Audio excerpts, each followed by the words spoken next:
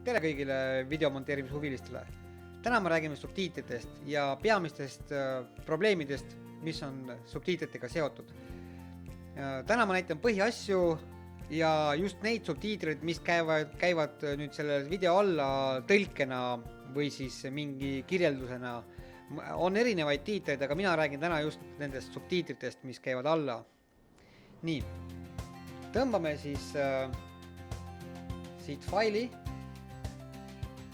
Ja esimene probleem kohe, millest võiksin rääkida, on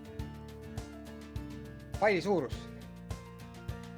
Nüüd me tõmbasime selle faili siia töölauale ja kui me asetame ta siia nüüd sellele rajale, siis fail on selline, näete, ta on kitsas.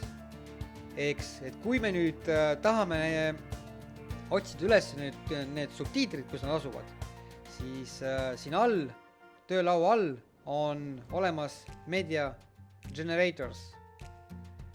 Kui me klikkame siia, on muidugi erinevaid teid, kuidas sinna jõuda selle Media Generatorsi lahtrisse. On võimalik minna siis nende FX-i kaudu, on ka teisi teid, aga mina läksin nüüd selle Media Generatorsi kaudu. Kui me võtame siit Titles and Text, tiitlid ja tekstid, siis avanevad erinevad versioonid, kuidas peaks nüüd see tekst nüüd sinna ekraanile ilmuma, eks. Et siin on erinevaid varianti, siis hüppamine, tuleb sinu peale, ma siit nüüd ei näegi, mis see on, kukub alla, siin on erinevaid variante. Niimoodi. Mina võtan siis siit subtiitrid. Niimoodi, aga kuhu ma panen need subtiitrid? Et siin selle nüüd radade peal, kuhu asetada nüüd nende radade peal. Et asetame, siis me peame tegelikult looma siia veel ühe videotracki. Et ühes õppevideotes ma rääkisin teile, kuidas videotracki lisada, et neid on erinevaid viise. Mina lisan siis nüüd sellel ühel oma viisidest siis. Nüüd paneme selle hiire siia selle tumedal alale, selle juba olemasoleva videorajale, teeme hiire parema nupuga klõpsu ja pakub, siin tuleb see pop-up menüü ja siit valime Insert Video Track. No näiteks, praegu ma tahaksin teile tegelikult rääkida ühest probleemist, eks, ja siis me läheme tagasi. Probleem on selles, nüüd kui ma võtan konkreetselt selle subtiitrid siit, kannan nüüd selle siia poole, kanname tegelikult siia poole natukene. Võtsime selle subtiitrid, teeme raja laiemaks, niimoodi. Ja nüüd, kui me hakkame neid subtiitreid vaatama ja me tahame nüüd subtiitrid siin liigutada, eks, selles panoraam crop menüüst, pop-up menüüst, teeme väikse zoomi ja me liigume subtiitrid ja need subtiitrid, näete, lähevad siia pildi taha, et jube vähe ruumi on nagu, et kuhu siin nüüd see subtiitrid siia panna, eks. Et me tahaksime tegelikult seda vaadet nagu teha laiemaks, et kuidas ma nüüd seda muudan. Selle ma võin julgelt siit ära võtta. Võtsime need subtiitrid ära. Ehk siis tegelikult on mul vaja, et siin on selline hästi tume hall ala, aga mul oleks tegelikult vaja, et siin oleks see must ala, ehk siis, et see projekt ise oleks oma suuruselt teistsugune. Meil on võimalik siit minna settingusse ja näete, tuleb välja, et siin näitab selle projekti suurust näitab 1080-1920, aga minul oleks vaja, et oleks vastupidi. 1920 ja 1080. Ja kui paneme OK, tekkis see õige must ala siia. Niimoodi. Millised probleemid võivad tekkida? Nüüd lähme siia projekt meediasse tagasi. Kustutame selle ära. Võtame siit selle üldse projektist minema. Selle samuti. Nii, võtame teise projekti. Nii, nüüd see projekt on nagu näha 1920 ja 1080. Ja kui me nüüd võtame selle eelmise samasuguse ja sätime siia,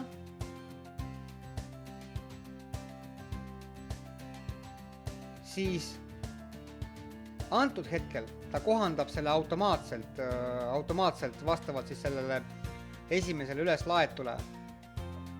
üleslaetule formaadile. Kui me nüüd uuesti kustutame ära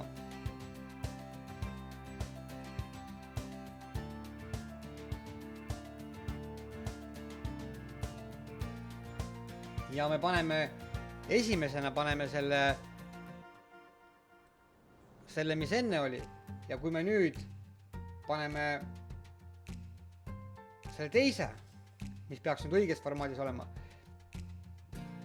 siis ta moondab selle vastavalt siis esimesele, et peab olema siis nagu hoolikas, et millises selle esimese, mis formaadis selle esimese video siia üles paned. Kustutame selle siit ära.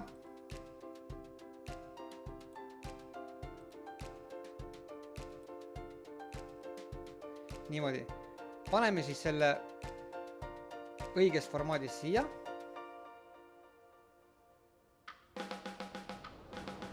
Ja paneme selle teise video siia. Niimoodi. Nüüd meil on õiges formaadis need videod olemas. Nii, ja nüüd me tahame siis ikkagi hakata lisama neid subtiitreid. Läheme otsime siis selle Media Generators uuesti ülesse. Lisame siia Insert Video Track, paneme uue video tracki ja paneme siit selle subtiitrite faili siia alla. Ta annab automaatselt nagu. Et sisuliselt võib siin kõike seda muuta, mis ma siin teile enne näitasin. Lähme korraks vaatame, paneme kinni. See, mis ta siin annab, kõik need siis šabloonid, eks, on võimalik neid šabloone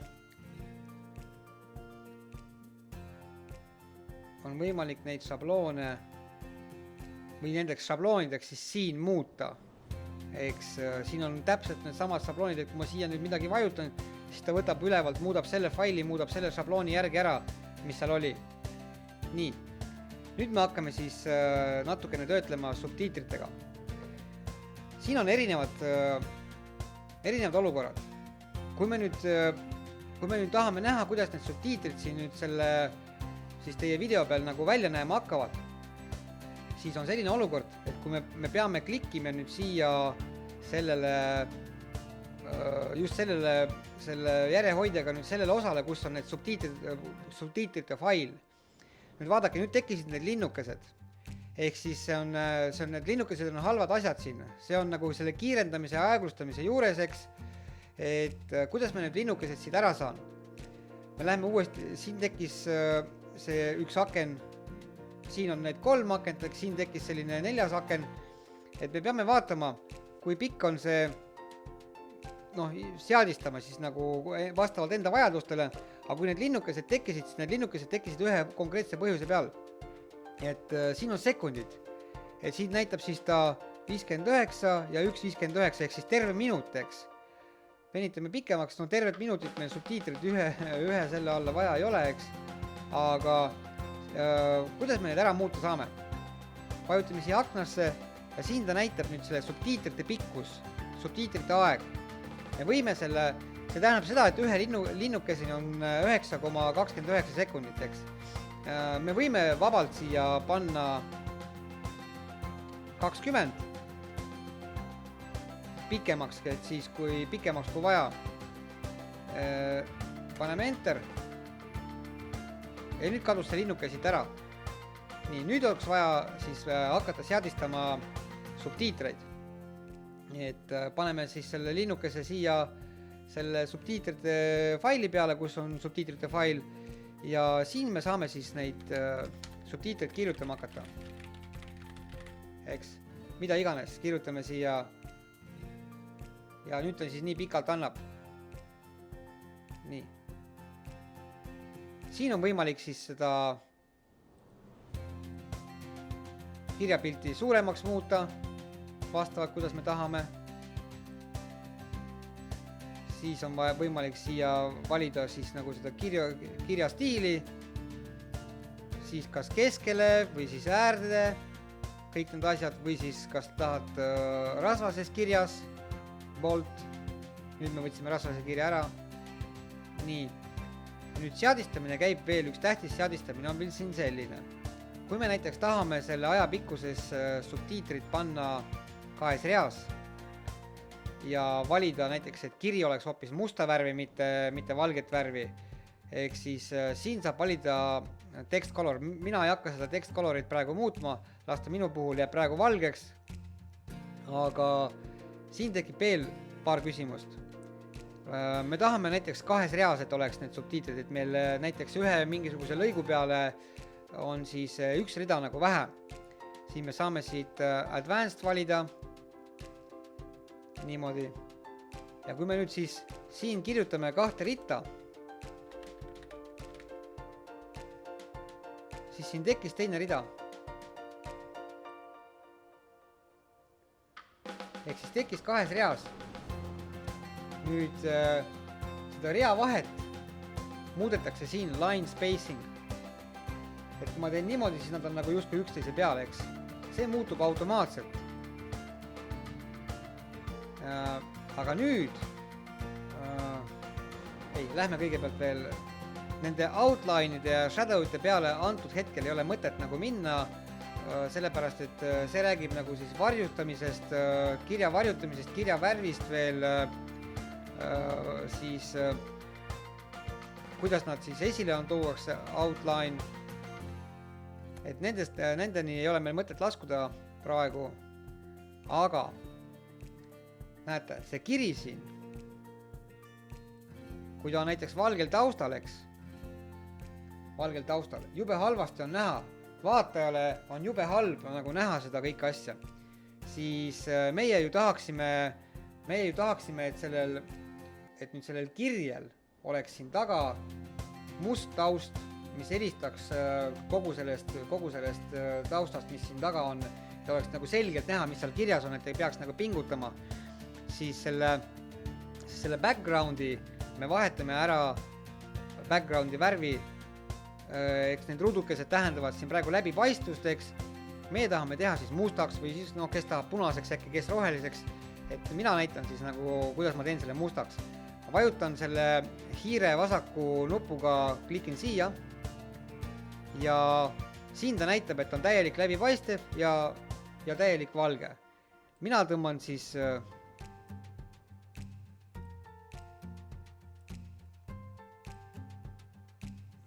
täiesti siia mustaks ja vaadake nüüd, kui ma nüüd tõmban selle läbipaistvuse, nüüd ta on praegu ju täielikult läbipaistev, eks, ja tõmban ta täielikult siia, siis pilt kadus ära ja nii peabki olema. Nüüd, kui pilt kadus ära, paneme selle kinni, võib ka kinni mitte panna, võib endale jätta kuskile. Ja nüüd me võtame selle funktsiooni lahti, event pan crop, niimoodi. Ja nüüd tekkis meil siis see zoom vaade. Muideks, siin on üks see nupp, mis fikseerib nagu selle hiire just selle ala peal, mis siin on. Ja et sul oleks täpselt selle ala peal, mis siin on. Et siis see fikseerimine käib siit niimoodi. Vaadake, kui ma nüüd siit seda hiirt liigutan, siis vajutan praegu noolekesele paremale poole, siis see hiir siin ei liigu. Aga kui ma nüüd fikseerin selle hiire ära, siis kui ma liigutan siit seda hiirt, näete, siis siin liigub see samamoodi hiir kaasa. See aitab päris palju erinevates olukordades. Tõmban selle veits laiemaks ja nüüd ma ei näe, mis siin taga toimub. Sellepärast ongi nagu hea seda hiirt fikseerida. Nüüd me tahame siis niimoodi, et kõik, mis seal taga ju oleks ometi näha, eks. Ja siin me saame siis zoomida, et oleks mugavam töötada, siis vastavalt enda mugavusele. Ja nüüd siis tõmbame seda teksti nüüd on oluline, üks oluline nupp on siin. Selline nupp, Lock Aspect Ratio. Kui me selle nupu alla vajutame, nii, siis toimub see suurendamine nüüd niimoodi.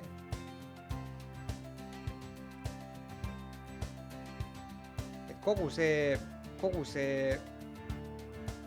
pilt nagu niimoodi liigub. Aga kui me võtame selle maha, siis me saame vastavalt liigutada ainult ühte poolt, et see muutub mingil hetkel hästi oluliseks. Nüüd, kui me hakkame zoomima, eks, siis vaadake. Nüüd ma tahan seda kirjet siia alla panna.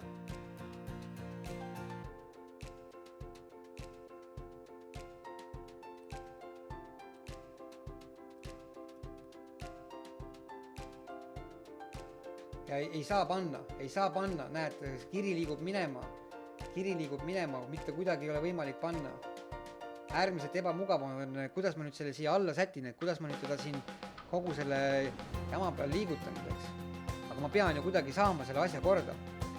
Siis lahendus on siin. Teeme selle nüüd suureks tagasi. Seda ei pea tegelikult tegema, aga ma tahan lihtsalt algusest näidata, et oleks nagu paremini aru saada. Nii. Siin on source, maintain aspect ratio ja stretch to fill frame. Ja siit me peame panema no. Ja siit me peame ka panema ei. Nüüd me saame muuta seda raami vastavalt siis täpselt selliseks, nagu meie tahame. Teeme selle veel suuremaks ja liigutame, kuidas tahame. Niimoodi. Nüüd on meil see must raam olemas. Must raam on olemas ja ütleme, meile sobib see must raam. Teeme ta veel sobivamaks natukene. Niimoodi. Ja siis me võime siit julgelt selle kinni panna. Nüüd ta jääbki niimoodi. Ja nüüd arvestades ütleme, et me oleme siis ära otsustanud, et see šrifti suurus on 10, kirjapilt on harjal, taust on must ja kui me nüüd siin hakkame seda teksti muutma, siis see tekst muutub. Näete. Kirjutame ja siia me näiteks kirjutame, kuna näiteks inimesed ei tea, kus me oleme, me käisime siin puhkamas, eks kirjutame siia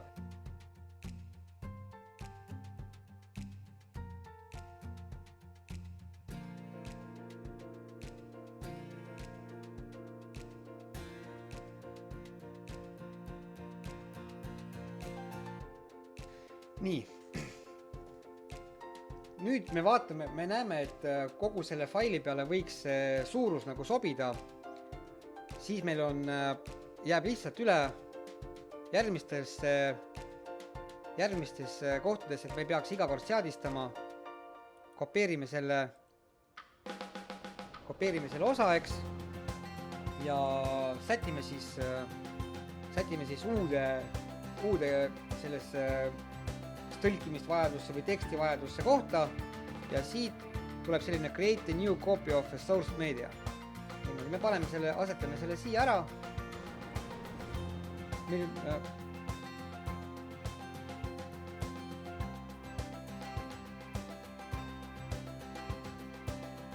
Siit sätime tekkis mingisugune arusaamatus veits.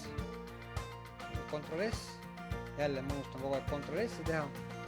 Paneme siis siia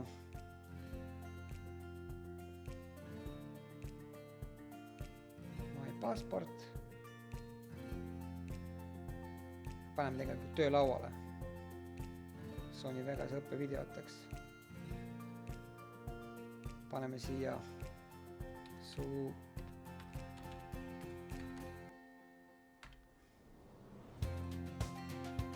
Nii. Ja nüüd jääb siis tegelikult sellesse raami sisse järgmisse lõiku, järgmise teksti muuta ja ongi kõik. Teksti muuta. Ja niimoodi me siis kogu aeg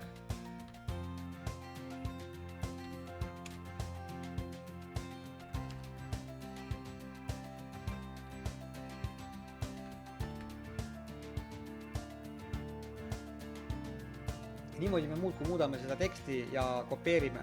Tegelikult see on suht nüüd järelikult tekkis selline asi. Nüüd me nägime, mis probleem on. Ta viskas selle pildi suureks meil. Kus me selle probleemi üles leiame? Siin tekkis selline probleem. Näete, siin position, maskini me veel jõuame, aga siin selles positionis tekkiski probleem, väga hea probleem tekkis, näete. Ja nüüd hakategi otsima, et kus ma nüüd seda probleemi lahendan, kuidas ma lahendan. Siin positionis tekkisid nendes timeline'id, sellel timeline'il tekkisid need nelinurgad. Me peame need ära kustutama. Nii, järelikult me ei muutnud seda kõike õigesti. Me peame siit panema selle hiire siia algusesse 0 punkti ja tegema selle operatsiooni, viima selle operatsiooni uuesti läbi. Hea on, kui probleemid tekivad jooksvalt. Mul ei olnud kavas sellest rääkida, aga see on väga tähtis osa.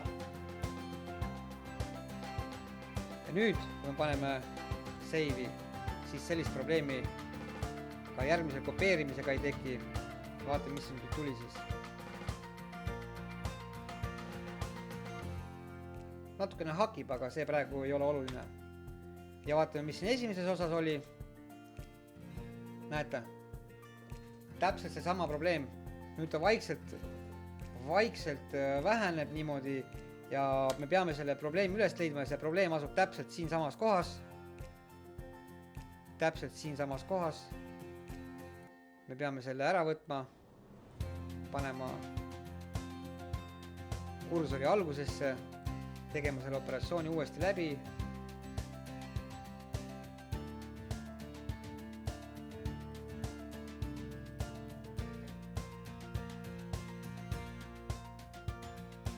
Paneme selle uuesti kinni, Ctrl S ja nüüd seda probleemi ei ole. Nüüd me võime rahulikult teeme uuesti kopeeri, Ctrl C või siis kas Ctrl C või siis vajutame hiire parema nupuga siia ja teeme siit copy ja asetame selle uuele alale, paneme siit OK. Ja nüüd meil jääb siis ainult teksti vahetamise rõõm, ongi kõik.